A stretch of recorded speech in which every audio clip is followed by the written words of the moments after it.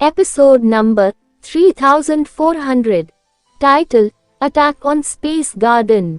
जितेश खन्ना और कबीर मदान के चेहरे बदल गए। गॉड केओस पार्टी पागल हो गई है। वे स्पेस गार्डन पर हमला क्यों कर रहे हैं? स्पेस गार्डन में Mayank Manchandani, queen Oberoi, she king, very high leader, sky palace leader और अन्य सभी प्रकट हुए। कई कुलीन लोग युद्धपोतों और भयावह जीवों से भरे आकाश की ओर देख रहे थे। उन्हें समझ नहीं आ रहा था कि क्या हो रहा है। युद्धपोत और डरावने जीव आकाश और दिन के उजाले को ढक रहे थे। ऐसा लग रहा था जैसे पूरा स्पेस गार्डन बादलों से ढक गया हो। वीर कहाँ है? इतने सारे डरावने जीवों के बीच से कोई आगे बढ़ा। वह इची था। उसने स्पेस गार्डन की ओर देखा और बिजली की गड़गड़ाहट जैसी आवाज निकाली। पूरा स्पेस गार्डन प्रतिक्रिया में कांप उठा। वही अब अनिका रहेजा सबके सामने खड़ी हुई और उससे बोला, वीर यहाँ स्पेस गार्डन में नहीं है, बस हमें बताओ कि तुम क्या कहना चाहते हो। इची ने ठंडे भाव से जवाब दिया, मेरे मालिक ने मुझे यहाँ आने का आदेश दिया है। हम यहाँ जिनोहॉल के वंश को पुनः प्राप्त करने आए हैं। अनिका रहेजा ने आंखें मूंद कर जवाब दिया, अगर तुम्हें जिनोहॉल की वंशावली चाहिए तो जिनोहॉल का दरवाजा खटखटाओ। स्पेस गार्डन में हमें परेशान करने यहाँ क्यों आए हो? क्या तुम्हें नहीं पता कि वीर की बेटी सोनल असल में उसकी बेटी नहीं है? इची ने पूछा। उसकी वंशावली जिनोहॉल से जुड़ी है। मेरे मास्टर ने मुझे बताया था कि चूंकि हम एक ही प्रजाति के हैं, अगर तुम सोनल को सौंप दोगी तो हम स्पेस गार्डन की समृद्धि को नुकसान नहीं पहुंचाएंगे। तुम सब यहाँ स्पेस गार्डन में रहने के लिए स्वतंत्र होगे। और अगर हम ऐसा नहीं करते तो क्या होगा? अनिका रहेजा मुस्कुराती हुई दिख रही थी, लेकिन वह मुस्कुरा नहीं रही थी। इस दुनिया में एक और स्पेस गार्डन का होना कोई बड़ी बात नहीं होगी। इची ने कहा, स्पेस गार्डन का कम होना कोई कमी नहीं है। अगर स्पेस गार्डन हटा भी दिया जाए तो कोई दूसरा गुट उसकी जगह ले लेगा। हमें स्पेस गार्डन के अस्तित्व की कोई परवाह नहीं है। कबीर मदान इतना गुस्से में था कि कुछ कहना चाहता था, लेकिन अनिका रहेजा पहले ही बोल पड़ी, वह वीर की बच्ची है, उसका हमसे कोई लेना देना नहीं है। अगर तुम उसे चाहते हो तो उसे ले जाओ, लेकिन मुझे किसी की इतनी हिम्मत देखकर भी नफरत होती है कि वह मुझे धमकी दे। अब जब तुमने अपनी बात कह दी है तो मैंने तुम्हें यह नहीं देने का फैसला किया है।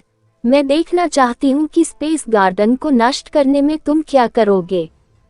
बुरा नहीं, अगर तुम में वाकई स्पेस गार्डन को तबाह करने की क्षमता है तो बकवास बंद करो, कबीर मदान ने चिल्लाकर कहा।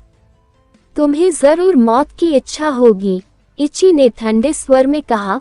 अब वह कुछ भी बोलना नहीं चाहता था।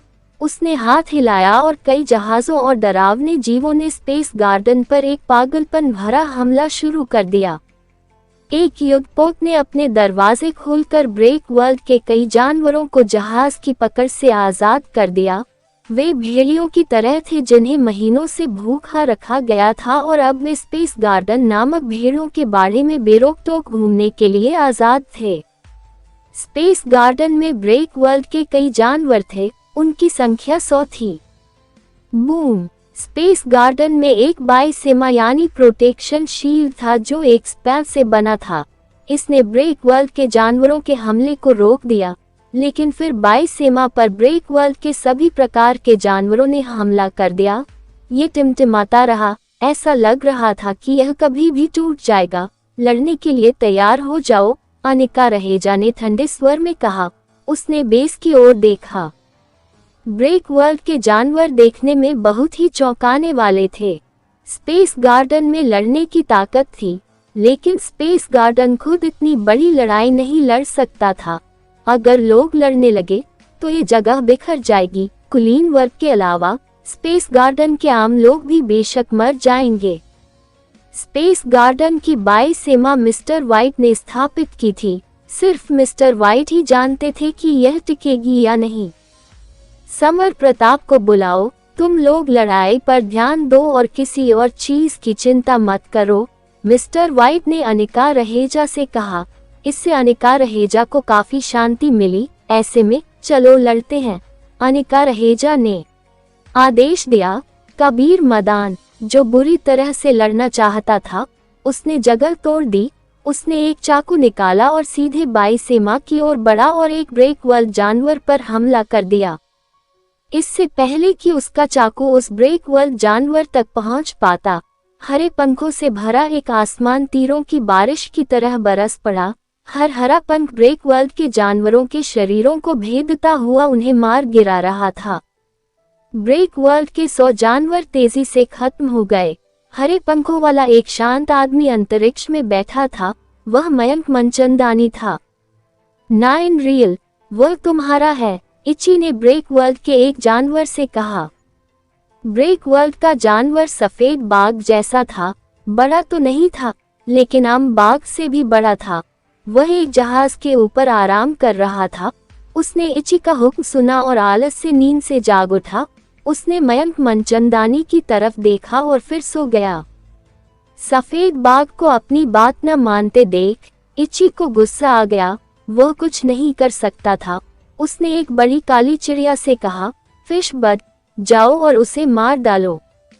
बड़ा काला पक्षी ठंडा लग रहा था। उसने अपने पंख फड़फड़ाए और जहाज से उड़ गया। वह बिजली की एक काली कौंध की तरह था जो आसमान और जमीन को चीर सकती थी। वह मयंक मनचंदानी की ओर ही जा रहा था।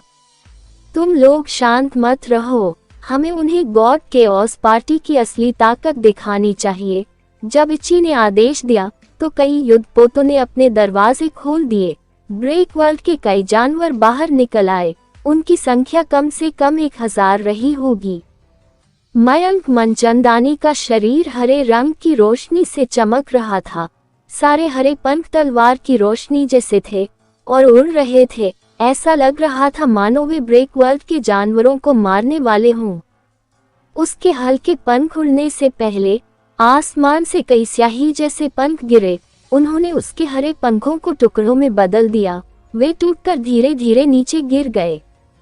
मयंक मनचंदानी ने उस बड़े काले फिश बर्ड को देखा और भौहें चढ़ा दी। उसे लगा कि उस फिश बर्ड के अंदर एक डरावनी शक्ति है।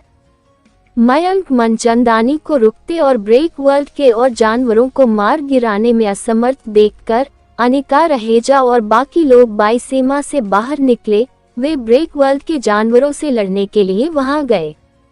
अचानक आसमान और जमीन पर अंधेरा छा गया। लड़ाई की शॉकवेव्स हर जगह फैल गईं। हालांकि लड़ाइयां बहुत जोरदार थीं, फिर भी चाहे शक्तियां कितनी भी डरावनी हो या शॉकवेव्स कितनी भी शक्तिशाली हो, स्पेस गार्डन की रक्षा करने वाली बाईसेमा नहीं टूटी। बेस की सबसे ऊपरी मंजिल पर समर प्रताप ने मिस्टर व्हाइट को शतरंज के सामने खड़ा देखा। वह हैरान रह गया और पूछा, मिस्टर व्हाइट, आपने मुझे यहाँ क्यों बुलाया है? आइए, मेरे साथ शतरंज का खेल खेलिए। मिस्टर व्हाइट ने शतरंज की बिसात की ओर इशारा करते हुए कहा। समर प्रताप चौंक गया। उसे समझ नहीं आ रहा था कि मिस्टर व्हाइट क्या कहना चाह रहे थे। आखिर ऐसे समय में वह शतरंज खेलने के पक्ष में क्यों होगा? लेकिन समर प्रताप मिस्टर व्हाइट को समझ गया। वह जानता था कि वह एक ऐसा इंसान है जो हर चीज को गंभीरता से लेता है, इसलिए उसके इस तरह व्यवहार करने के पीछे कोई न कोई वजह जरूर होगी। वह मिस्टर व्हाइट के सामने बैठ गया। शतरंज की बिसात पर पहले से ही मोहरे बिछे हुए थे। समर प्रताप ने बिसात पर नजर डाली। उसके पास जो काले मोहरे थे, उनकी हालत पहले से ही खराब थी। अब तुम्हारी बारी है। मिस्टर व्हाइट शतरंज का मोहरा नीचे रखकर हंसे।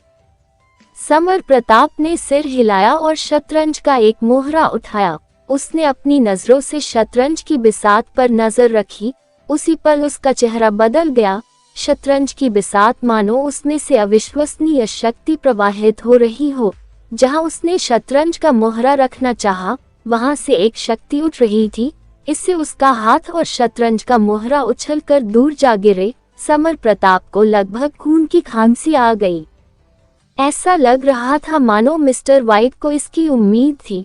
उन्होंने धीरे से कहा, धीमा हो जाओ, अपने सुपर गॉड स्पिरिट बॉडी का इस्तेमाल करके शतरंज की बिसात की ताकत को महसूस करो।